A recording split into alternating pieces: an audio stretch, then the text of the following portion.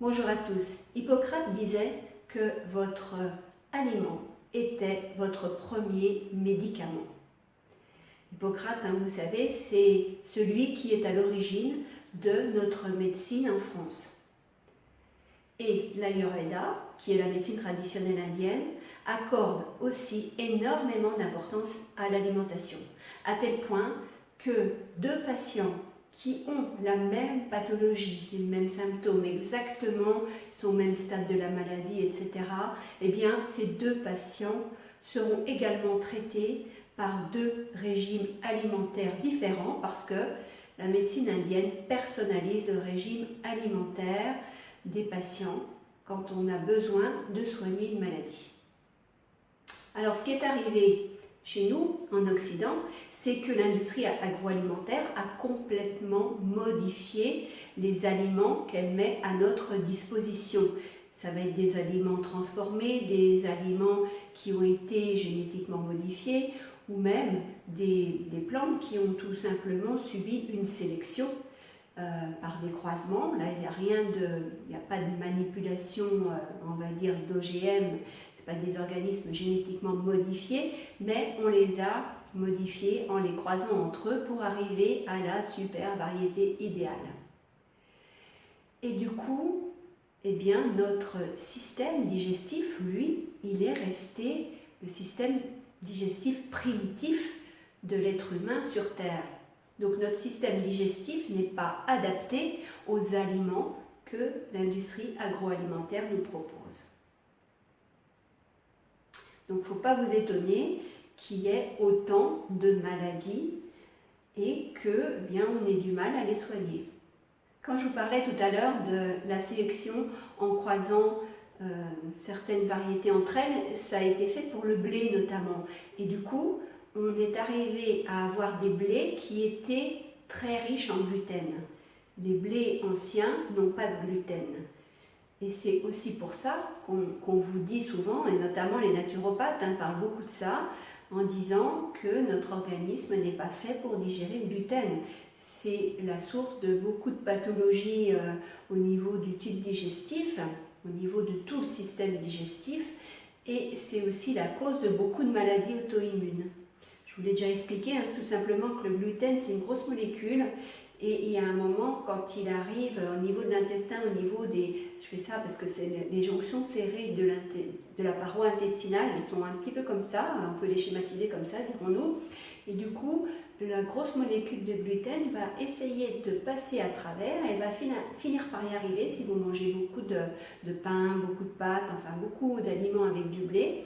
Et du coup, le gluten va passer à travers cette paroi, alors qu'il ne devrait pas, qu'il devrait vraiment rester à l'intérieur de l'intestin.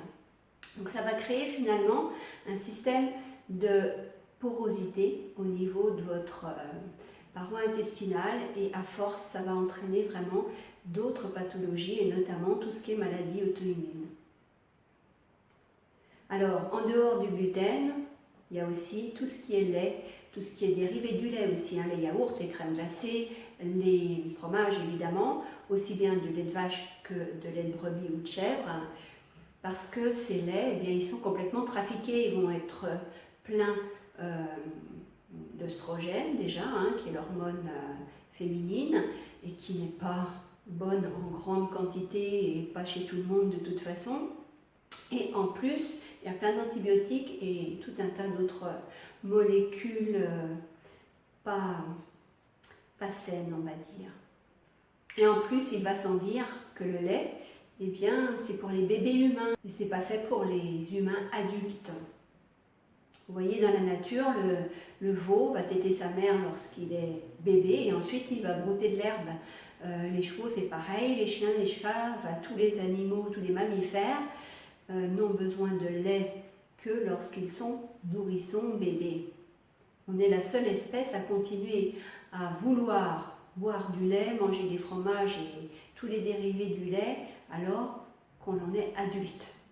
Alors évidemment, ça rapporte un max à l'industrie agroalimentaire. Et par voie de conséquence, ça rapporte aussi un max aux médecins et à l'industrie pharmaceutique, parce que grâce à ce lait, vous tombez malade.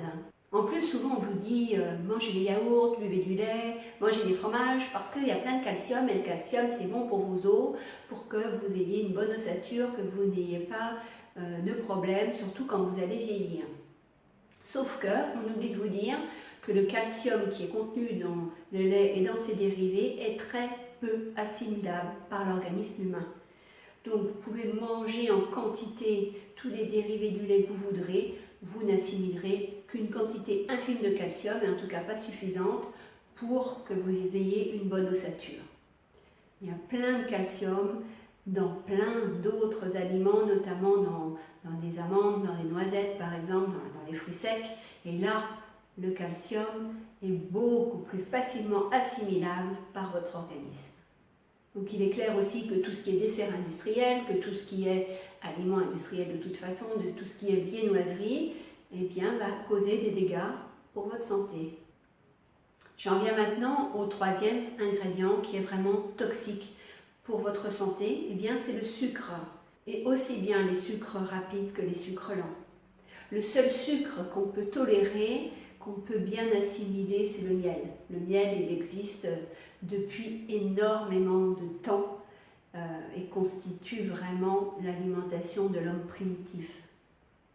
Mais tout ce qui est le sucre blanc, tous les sucres que vous avez dans les sodas, tous les sucres que vous avez dans les gâteaux, dans les desserts, dans les viennoiseries, etc.